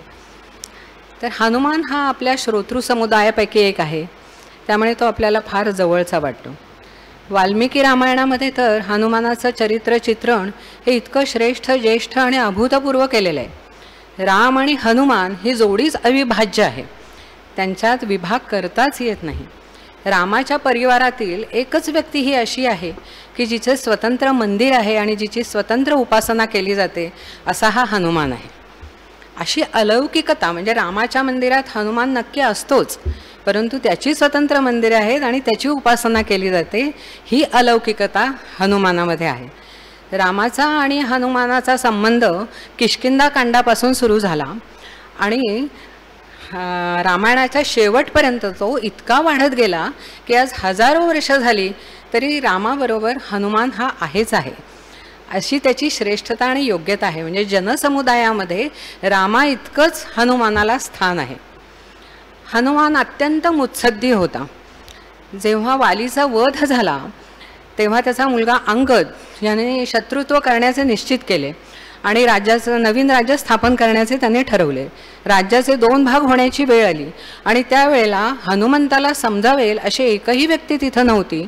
तर हनुमान त्याच्याकडे गेला आणि आपल्या अक्कल हुशारीने आणि बुद्धिचातुर्याने किंवा मुत्सद्दीगिरीने म्हणा, त्याने अंगदाला असं काही समजवलं की राज्याचे 2 भाग तर झाले नाहीतच, पण अंगद हा त्या राज्याचा शेवटपर्यंत एकनिष्ठ असा सेवक बनून राहिला. म्हणजे दुसऱ्यांचे विचार बदलण्याची शक्ती हनुमानामध्ये होती, त्याच्या बुद्धिप्रतिभेत होती. तो बिभीषण जेव्हा परत येतो बिभीषण जेव्हा रामाकडे येतो तेव्हा त्याच्या मनात हेतू काय आहे किंवा त्याला आपल्या पक्षात घ्यावे का न घ्यावे ह्याच्यासाठी रामाने सल्ला विचारता सुग्रीवापासून सगळेजण सांगतात की अशा आणीबाणीच्या प्रसंगी तुम्ही त्याचा स्वीकार करू नका. पण हनुमंत मात्र तत्काळ उत्तर देतो की ह्याचा संग्रह करा. म्हणजे चेहऱ्यावरून निष्कपटता ओळखणे ही काही साधीसुधी गोष्ट नाही आहे. हनुमंताचा मानसशास्त्राचा इतका सखोल अभ्यास होता आणि त्यामुळेच रामाचा त्याच्यावर प्रचंड विश्वास होता आणि रामाने त्याचे म्हणणे मान्य केले आणि बिभीषणाला आश्रय दिला. म्हणजेच एक असामान्यालाच असामान्य माणसाची पारख असते हे त्याच्यावरून दिसतं. हा अत्यंत चतुर असा दूत होता. म्हणजे तो जेव्हा लंकेला चालला सीतेला शोधायला, उल्लंघन करण्यापूर्वीच त्याची कर्मयोग, बुद्धी प्रलोभन आणि निर्भयता अशी 3ही प्रकारची परीक्षा आधीच झालेली होती. तो जेव्हा निघतो तेव्हा नागमाता सुरिका त्याला अडवते आणि त्याला म्हणते की तू माझं भक्ष आहेस, मी तुला अजिबात सोडणार नाही. पण आपल्या बुद्धिचातुर्याने बोलता बोलता तो त्या सुरिकाला चकवतो आणि पुढे जातो. पुढे मैनाक पर्वत अत्यंत सुंदर आणि सर्व उपभोगाने युक्त असं स्थान ग्रहण केलेला असतो. तो ह्या कर्तव्य तत्पर हनुमंताला म्हणतो की तू आता थोडीशी विश्रांती घे, इथे इतक्या सुंदर ठिकाण आहे, तू विश्रांती घेऊन मग पुढे जा. परंतु हनुमान त्या बुद्धिप्रलोभनाला लाथ मारतो आणि तो त्याला नम्रपणे विनंती करतो, त्याला नमस्कार करतो पर्वताला आणि म्हणतो की माझ्या ह्या कार्यामध्ये तू मध्ये येऊ नकोस, आणि त्याला नमस्कार करून तो पुढे जातो. पुढे जेव्हा लंकेत जातो तेव्हा सिंहिका तिथं उभी असतेच, परंतु लहानपणापासूनच निर्भयता असलेला हा त्याला तिची काहीच म्हणजे कदरच करत नाही. तो त्याला त्याची भीतीही वाटत नाही. असा हा चतुर दूत आहे. तो अत्यंत राजकारणी पण आहे. म्हणजे लंका दहन ही काय त्या वानराची मरकट लीला नव्हती, तर ते एका राजकारणी माणसानं अत्यंत पूर्ण विचारांती केलेलं ते कृत्य होतं. लंका दहन करून त्याने अर्धी लढाई तिथेच मारली होती, अर्धी लढाई तिथेच जिंकलेली होती. त्या लंकेच्या प्रजेचा जे चैतन्य होतं, जो आत्मसामर्थ्याचा विश्वास होता, त्याच्यावरच त्यांनी घाला घातला होता आणि त्यामुळे असा परिणाम झाला की शेवटपर्यंत त्या प्रजेचा आत्मविश्वास आणि सामर्थ्य चैतन्य कधीही परत आलं नाही. ह्याच्यावरून तो किती राजकारणी होता हे दिसून येतं. तो खाजगी दूत तर होताच रामाचा. रामाचं प्रत्येक कार्य तो म्हणजे राम हनुमंताला सांगत असे. जेव्हा रावणाचा पराजय झाला आणि रावण मारला गेला तेव्हा सीतेला ही बातमी सांगण्यासाठी सुद्धा राम हनुमंतालाच पाठवतो, कारण इतकी नाजूक गोष्ट आहे आणि इतकी ही गोष्ट जर एकदम कुणीतरी जाऊन सांगितली तर त्या आनंदाच्या भरात तिचं हृदय विदीर्ण होऊन जाईल असं रामाला वाटतं, म्हणून तो हनुमंताला पाठवतो. किंवा अयोध्येमध्ये पोचल्यावर सुद्धा भरताच्या चेहऱ्यावर काय परिणाम झालेला आहे, त्याच्या मनात काय विचार येत आहेत हे पाहण्यासाठी हनुमंताला आधी राम पाठवतं. त्याप्रमाणे म्हणजेच नाजूकातलं नाजूक कामसुद्धा किंवा कठोरातील कठोर कामसुद्धा करण्याचं सामर्थ्य या हनुमानामध्ये होतं. तो अत्यंत शीलसंपन्न असा दूत होता. म्हणजे त्याच्या चारित्र्याबद्दल आणि पावित्र्याबद्दल आपली तर बोलायचीच लायकी नाही आहे. परंतु तो जेव्हा लंकेमध्ये सीतेला शोधण्यासाठी येतो आणि सीता कुठेच सापडत नाही, तेव्हा तो शेवटी अंतःपुरात जातो. आणि अंतःपुरात तिथं अनेक सुंदर स्त्रिया असतात आणि त्या अस्ताव्यस्त असतात. परंतु त्यावेळेला हनुमंत मनात काय म्हणतो की माझ्या मनात आत्ता कुठलीही विकृती निर्माण होणार नाही आणि ईश्वराचे काम करण्यासाठी काहीही अडचणी माझ्या मनात आल्या, काहीही जरी अडचणी आल्या तरी त्याच्यातून मी विकारी बनणार नाही, असं त्याच्या मनाचं एवढं सामर्थ्य होतं. असं त्या नैतिक ब्रह्मचारी हनुमानाला अनंत प्रणाम करण्यासारखे आहेत. त्यानंतर तो अत्यंत बालभाव असणारा होता. म्हणजे त्याच्यात एक छोटं मूल दडलेलं होतं. तो जेव्हा मंदोदरीला प्रथम पाहतो तेव्हा त्याला असं वाटतं की ही इतकी सुंदर असणारी स्त्री ही सीताच असली पाहिजे आणि तो आनंदित होऊन जातो आणि आपली शेपटीवर करून नाचायला सुरुवात करतो. म्हणजे ह्याच्यातनं आपल्याला त्याचा बालभाव दिसून येतो. त्यानंतर तो दास्यभाव तर त्याचा सर्वात मोठा आहे. जेव्हा राम त्याला शेवटी विचारतो की हनुमंता मी तुला काय देऊ, तेव्हा तो म्हणतो की मला फक्त हेच द्या की माझ्या मनातील तुमची जी प्रेमभक्ती आहे ती कधीही कमी होऊ नाही आहे आणि माझ्या मनातला ईश्वरभाव हा कधीच मावळू नये. तुमच्याप्रती असलेला ईश्वरभाव कधीच मावळू नये. त्यांनी मोक्ष मागितला नाही किंवा मुक्ती मागितली नाही, तर त्यांनी काय मागितलं तर तुम्ही सदैव माझ्या अंतःकरणात राहा. त्यामुळे जेव्हा शरयूमध्ये राम जलसमाधी घेतो तेव्हा तो हनुमंताला बरोबर नेत नाही. हनुमंत इथेच राहिलेला आहे आणि तो जेव्हा जेव्हा आपली छाती फाडून दाखवतो तेव्हा तिथे तिथे राम आहेच आहे. अशी या हनुमानाची दास्य भक्ती आहे. तर असा हा कर्तृत्ववान, मुत्सद्दी, राजकारणी, अत्यंत बालभाव असणारा, श्रेष्ठ दास्यभक्ती असणारा, ज्ञान आणि भक्ती ह्यांचं साकार रूप म्हणजे ह्या हनुमान आहे. तर ह्या हनुमानाचे समर्थ रामदासाने 2 मारुती स्थापन केले. एक दास्य मारुती आणि एक वीर मारुती. दास्य मारुती म्हणजे ईश्वराच्या चरणापाशी मारुती बसलेला आहे आणि वीर मारुती म्हणजे लंका दहन करणारी त्याची ती प्रतिमा आहे. तर हनुमानाचं शौर्य हे सगळं त्याच्या दास्य भावामध्ये आहे. रामाला जिंकेल तोच मोठा आहे ना. जो रामाला जिंकेल तो रावणाला नक्की जिंकणारच.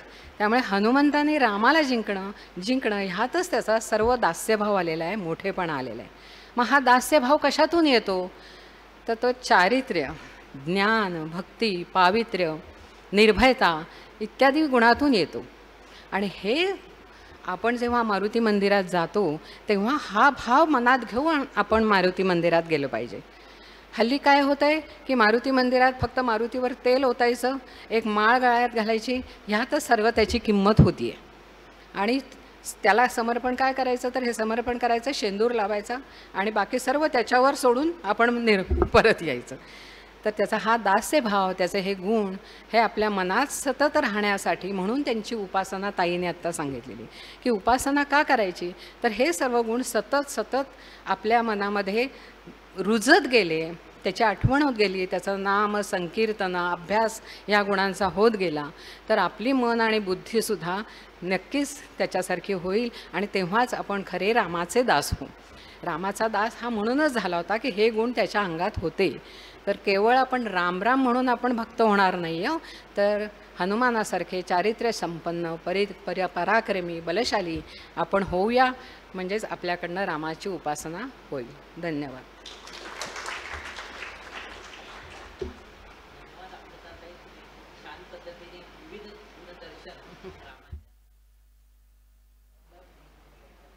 आपण केलेलं आहे.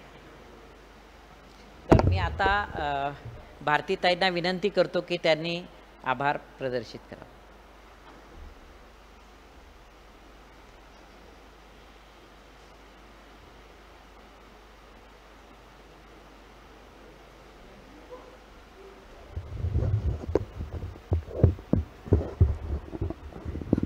सर्वांना नमस्कार. सालाबादप्रमाणे यंदाही आपण दरवर्षीप्रमाणे हनुमान उत्सव, हनुमान जयंती उत्सव आणि आपल्या क्लासचा वर्धापन दिन असे एकाच दिवशी साजरे करत आहोत. अत्यंत सुंदर पद्धतीने आजचा कार्यक्रम झालेला आहे. आजच्या आपल्या कार्यक्रमाला लाभलेल्या वक्त्या दीपाताई यांनी खूप सुंदर शब्दात आणि समर्पक शब्द असं वर्णन हनुमानाची उपासनेचं महत्त्व याबद्दल केलेलं आहे. ते आपण सर्वांनी मनोभावे मनापासून ऐकलेलं आहे. खरंच आपला दीपाताईंनी अमूल्य वेळ आमच्यासाठी दिला. तुमचे मनापासून आभार मानते मी. तसेच आजच्या आपल्या कार्यक्रमाच्या अध्यक्षा अमृताताई, आमच्या अमृताताई याही गीतेचा जास्तीत जास्त प्रसार करत आहे. त्यांच्या मार्फत त्यांना गीतेबद्दल गाढा अभ्यास आहे आणि जेवढा त्यांच्याकडून प्रसार केला जाईल तेवढा त्या गीता धर्माचा प्रचार करतात आणि ते त्या विषयावर गीता धर्मावर त्यांच्यातर्फे ऑनलाईन ऑफलाईन क्लासही घेतात. त्यांचा भरपूर त्यामध्ये अभ्यास आहे स्वतःचा. अशा ह्या आमच्या अमृताताई यांचेही मनापासून आभार.